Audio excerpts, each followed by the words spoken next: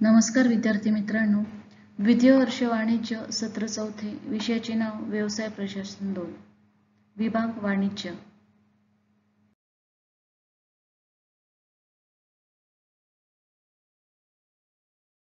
प्रकरण पहिले, कायदेशीर दृष्टिकोन, ज्याला आपण आधुनिक प्रवाह असे म्हणतो. या प्रकरणामध्ये आपल्याला पुढील मुद्द्यांचा अभ्यास करायचा आहे. त्यात सर्वप्रथम व्यवसाय किंवा उद्योगाच्या संवर्धनासाठी कायदेशीर तरतुदी कोणकोणत्या आहेत, त्याचप्रमाणे व्यवसायाचे किंवा उद्योगाचे परवाने कोणकोणते आहेत, तसेच व्यवसाय संवर्धनाच्या तरतुदी, परवाना, नोंदणी विवरणपत्रे व इतर कागदपत्रे कोणती आहेत याचा अभ्यास करायचा आहे. त्यामध्ये आपण नोंदणी म्हणजे काय, विवरणपत्रे आणि दस्तऐवजांची पूर्तता, तसेच वस्तूंच्या उत्पादनासाठी शासनाची पूर्व परवानगी कशा प्रकारे घ्यावी लागते आणि कागदपत्रांची पूर्तता कशा प्रकारे करावी लागते याचाही अभ्यास करणार आहोत.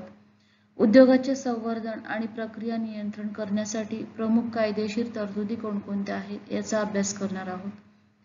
त्याचबरोबर विवरण किंवा रिटर्न्स दाखल करणे आणि आवश्यक दस्तऐवज कशा प्रकारे जोडावे लागतात याचाही आज आपण सखोलपणे अभ्यास करणार आहोत.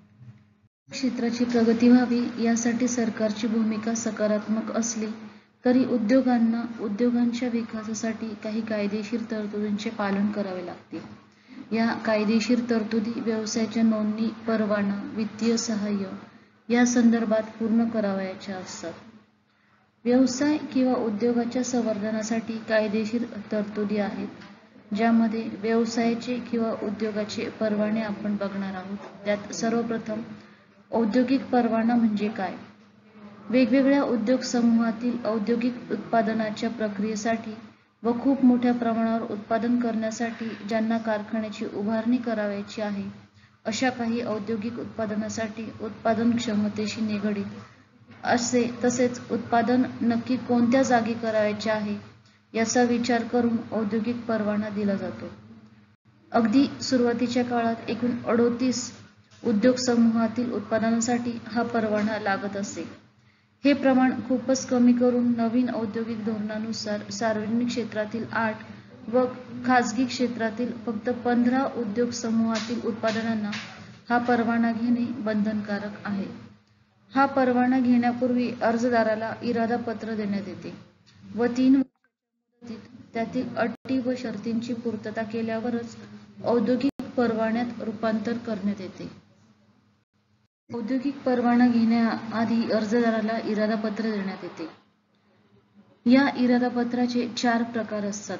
नवीन उद्योग सुरू करणे, दुसरे आहे की अस्तित्वात असलेल्या घटकांच्या उत्पादन क्षमतेची साराभूत वाढ करणे, तिसरे नवीन वस्तूंचे उत्पादन हाती घेणे, चौथे औद्योगिक व्यवस्थापन चालू राहणे. याखेरीज एखाद्या घटकास जागा बदलावायची असल्यास त्यासाठीही केंद्र शासनाची अनुमती घेणे आवश्यक आहे. ही अनुमती औद्योगिक परवान्याच्याच स्वरूपात असते. परवाना अथवा इरादा पत्र मिळवण्यासाठी IL या छापील विहित नमुन्यात केंद्र शासनाकडे 6 प्रतींमध्ये अर्ज करावा लागत असतो व त्यासोबत परवाना शुल्काची रक्कम प्रशासकीय खर्चासाठी डिमांड ड्राफ्टच्या स्वरूपात पाठवावी लागत असते. औद्योगिक परवान्याबरोबरच इतर प्रकारच्या काही नोंदी व्यवसायांना कराव्या लागत असतात, ज्यामध्ये परवाना व नोंदणी प्रक्रियेतून वगळण्यात आलेल्या औद्योगिक उत्पादनाचे उत्पादन हाती घ्यावयाचे असेल तर मोठ्या घटकांना केंद्र शासनाकडील उद्योग मंत्रालयामध्ये असलेल्या औद्योगिक मान्यतेचे सचिवालय, ज्याला आपण SID असे म्हणतो, यांच्याकडे एका विहित नमुन्यात आवेदनपत्र भरून पाठवावे लागते. या आवेदनपत्राच्या 6 प्रती व त्याच सोबत योग्य शुल्काचा डिमांड ड्राफ्ट प्रशासकीय कारणासाठी पाठवावयाचा असतो. हा डिमांड ड्राफ्ट उद्योग मंत्रालयामधील लेखा अधिकारी यांच्या नावे मौलाना आझाद रोड, नवी दिल्ली येथील भारतीय स्टेट बँकेच्या शाखेच्या नावे राज्य पाठवायचा असतो. या आवेदनपत्रावर केंद्र शासनातील संबंधित विभाग व संबंधित राज्य शासनाच्या शिफारसी विचारात घेण्यात येतात. यात जर काही अडचण असतील तर प्रचलित नियमानुसार त्या बाबींची पूर्तता करण्यासाठी आवेदनपत्र सादर करणाऱ्या घटकाला कळविण्यात येते व तसे काही नसल्यास या आवेदनपत्राची पोचपावती पाठविण्यात येते. या पोच पावतीच्या आधारे उद्योग उभारणीच्या कामास प्रारंभ करणे शक्य होत असते. औद्योगिक घटकांच्या स्थळांबाबत केंद्र व राज्य शासनाची काही मार्गदर्शक तत्वे आहेत. औद्योगिक घटकांच्या स्थळांबाबत विचार करायचा झाल्यास नवीन धोरणानुसार काही गोष्टींचा विचार होणे आवश्यक असते. त्यामध्ये केंद्र शासनाचे स्थान निश्चयन धोरण व दुसरे राज्य शासनाचे स्थान निश्चयन धोरण. या धोरणातील तरतुदीनुसार असलेल्या आवेदनपत्राची छाननी करून उद्योजकांनी निवडलेली जागा बंधमुक्त अथवा अनुज्ञेय आहे काय याचा विचार केला जातो. मित्रांनो, केंद्र शासनाची काही मार्गदर्शक तत्वे आहेत ती पुढील प्रमाणे. पहिले आहे की नियोजित जागा ही केंद्र शासनाने ठरविलेल्या औद्योगिक दृष्ट्या मागासलेल्या विभागात मोडते का, असल्यास कोणत्या विभागात मोडते. दुसरे, सन 1991च्या खाणी सुमारीनुसार ज्या शहरांची लोकसंख्या 10 लाखांपेक्षा जास्त आहे अशा शहरांच्या प्रमाणित नागरी हद्दीपासून 25 किलोमीटरच्या आत आहे का.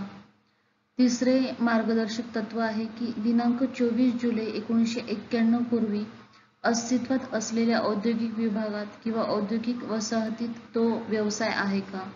व चौथे तत्व आहे की भरण्यात आलेले आवेदनपत्र इलेक्ट्रॉनिक्स, कॉम्प्युटर, सॉफ्टवेअर आणि प्रिंटिंगसाठी आहे का किंवा कसे आहे.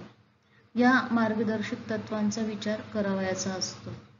मित्रांनो, केंद्र शासनाची मार्गदर्शक तत्वे बघितल्यानंतर आता आपण राज्य शासनाची मार्गदर्शक तत्वे बघणार आहोत. यामध्ये प्रामुख्याने बृहन्मुंबई प्राधिकरण विभागातील क्षेत्राचा विचार करण्यात येतो. राज्य शासनाने नुकत्याच जाहीर केलेल्या धोरणानुसार स्थान निश्चयन धोरणात खूप मोठ्या प्रमाणात बदल करण्यात आलेले आहेत. त्याचा उहापोह किंवा सविस्तर माहिती आपण घेणार आहोत. थोडक्यात सांगायचे झाल्यास प्रदूषण विरहित नवीन मोठ्या औद्योगिक घटकांच्या स्थापनेस प्रत्यवाय नाही. तथापि अशा घटकांनी प्रथम उद्योग संचालनालयातील ना हरकत प्रमाणपत्र शाखेकडून अथवा नियोजित जागा जर महाराष्ट्र औद्योगिक विकास महामंडळाच्या कक्षेतील औद्योगिक क्षेत्रात मोडत असेल तर त्या महामंडळाकडून ना हरकत प्रमाणपत्र घेणे आवश्यक असते.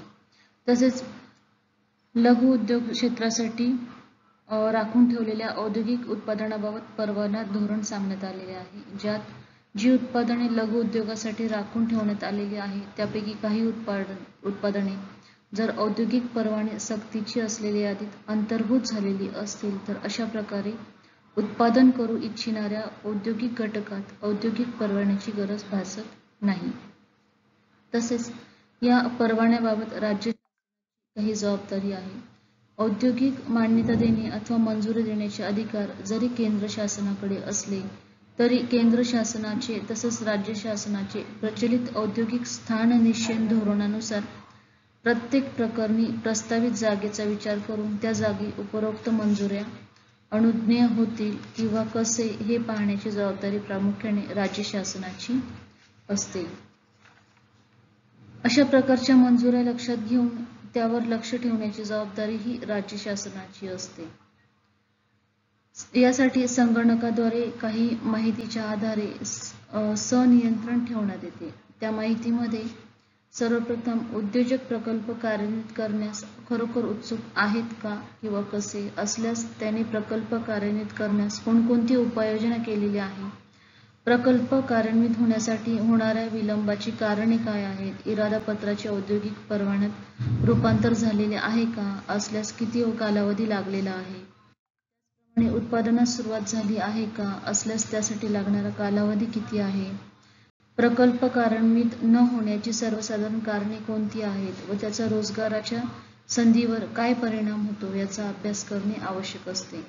तसेच स्थापन होणाऱ्या प्रकल्पास लागणाऱ्या विजेची तसेच पाण्याची गरज किती आहे याविषयीची माहिती संकलित करावी लागते. विविध औद्योगिक उत्पादनांबरोबर स्थल कालानुसार विकेंद्रीकरण अथवा केंद्रीकरण होत आहे का किंवा कसे याविषयी अभ्यास करणे गरजेचे असते. याखेरीज आवेदनपत्र व इरादापत्र यांचे सनियंत्रण करण्यासाठी केंद्र शासनाने आखून दिलेल्या कार्यपद्धतीनुसार व विहित नमुन्यात तिमाही माहिती गोळा करून संगणकाद्वारे शासनाकडे पाठविली जात असते. पुढे आपण बघणार आहोत की निर्यात वृद्धीला चालना. काही उत्पादनांच्या बाबतीत निर्यात करून परकीय चलन मिळवणे ही बाब देशाच्या आर्थिक सुस्थितीसाठी आवश्यक आहे. निर्यात वाढावी म्हणून अनेक प्रकारच्या सवलती या उद्योगांना स्थापनेसाठी दिल्या जात असतात. 100% निर्यात प्रधान उद्योग घटकास प्राधान्य देण्यात येते. अशा घटकांना सुद्धा औद्योगिक विकास व नियमन कायदा 1951 अन्वये अनुमती द्यावी लागते. यासाठी आलेल्या अर्जावरही सुयोग्य विचार करून प्रचलित नियमाआधारे केंद्र शासनात शिफारसी करण्यात येत असतात. विद्यार्थी मित्रांनो, आज आपण कायदेशीर दृष्टिकोन, ज्याला आपण आधुनिक प्रवाह असं म्हणतो, या प्रकरणातील व्यवसाय किंवा उद्योगाच्या संवर्धनासाठी कायदेशीर तरतुदी कोणकोणत्या आहेत, त्याचप्रमाणे इरादापत्राचे सर्वसाधारण 4 प्रकार कोणते आहेत, औद्योगिक परवान्याबरोबर इतर प्रकारच्या नोंदणी कोणत्या असतात, तसेच औद्योगिक घटकांच्या बाबत केंद्र व राज्य शासनाची मार्गदर्शक तत्त्वे कोणती असतात, यांचा आपण आज सखोलपणे अभ्यास केलेला आहे. धन्यवाद.